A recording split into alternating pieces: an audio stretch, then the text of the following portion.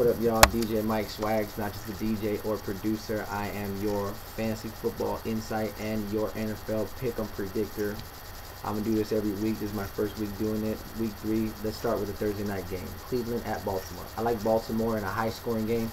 I think that the way Joe Flacco and Ray Rice have it going right now, that the Baltimore Ravens are going to score a lot of points, but Baltimore's been giving up a lot on the ground, and I think Trent Richardson can really balance that out, so I look for Baltimore to win in a shootout.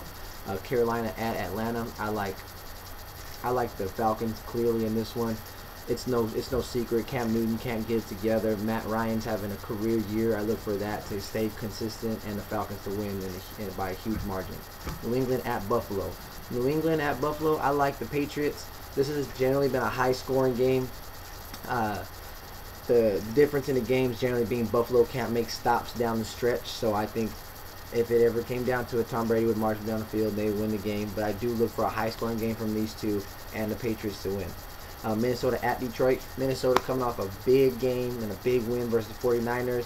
Detroit's kind of underachieving this year, but I look for Detroit to get back on track. Brandon Pettigrew hasn't played too well. Matt Stafford hasn't played too well, but Megatron is always the constant in that offense, and I think that by itself will take them over at home versus the Vikings, so I like the Lions.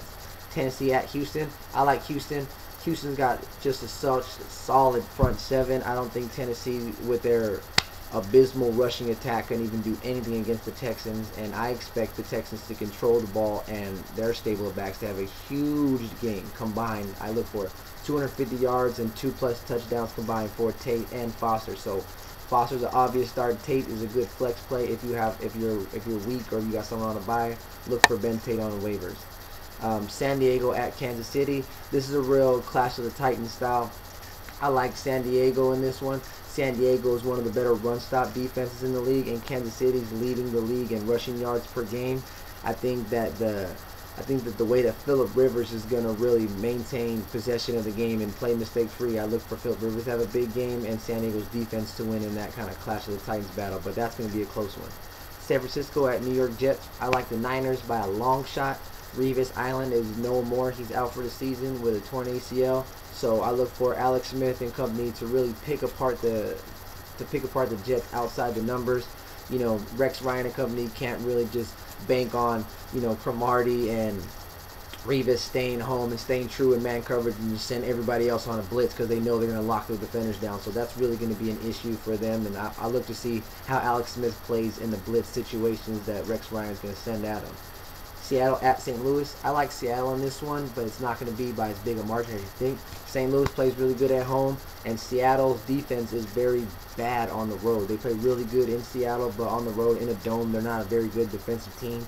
So I look for Seattle to win by a small margin, but don't be shocked if Sam Bradford and Danny Amendola can put some stuff together, keep some drives going. If they convert on 50% of third downs, the Rams will win, but I don't really see that happening because their offensive line is really shaky. So I look for the Seattle Seahawks to win a close game.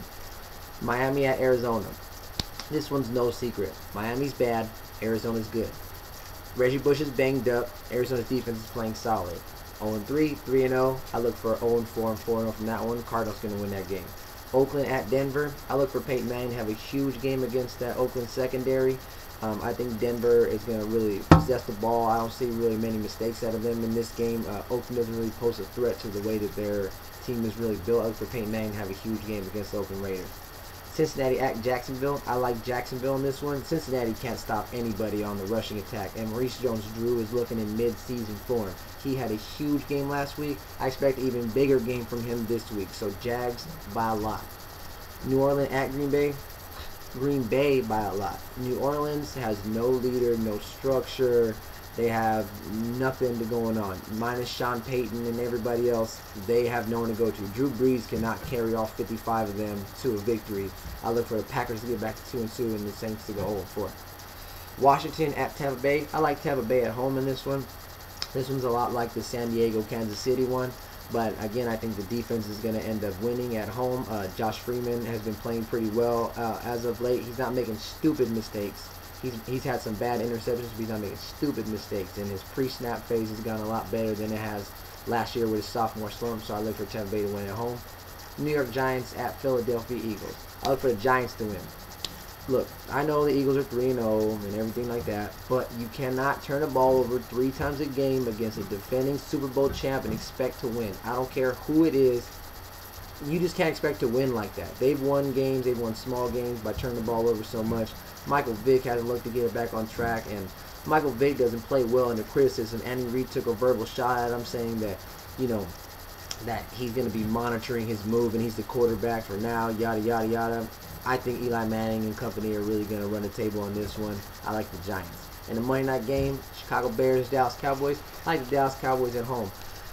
Dallas Cowboys played a really bad game last week and still won, and I look for that to change. I look for Dallas Cowboys to get it back on track. Tony Romo didn't play too well. He had 280 yards, a couple turnovers.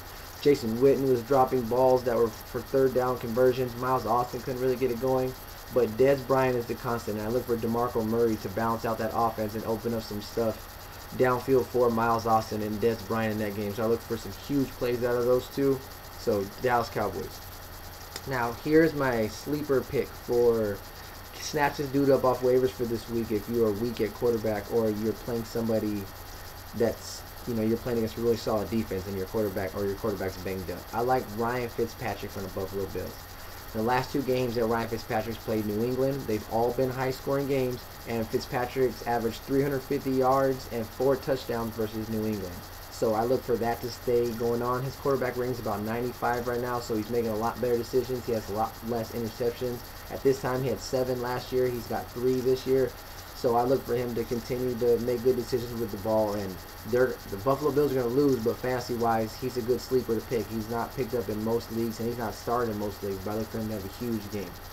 And my breakout performer for the week is Trent Richardson. Like I alluded to earlier, Baltimore hasn't really stopped anybody. You know, granted they played LaShawn McCoy, but the Eagles have been turning the ball over crazy against everybody, so he didn't really get the touches to really affect them. They played Jarvis Green-Ellis, who's mediocre at best, and they've given up 110 yards a game and 5 touchdowns to running backs. So I look for Trent Richardson to have a huge game, a breakout game. You know, everyone's going to see why he was such a high sought-after pick, and the Cleveland Browns are going to be right there with the Ravens. So I look for about 20-25 points from Trent Richardson. I'm Mike Swagz. You can catch me every week. I'm going to do this every Thursday. Hope you enjoyed the insight. Hope you win your leagues.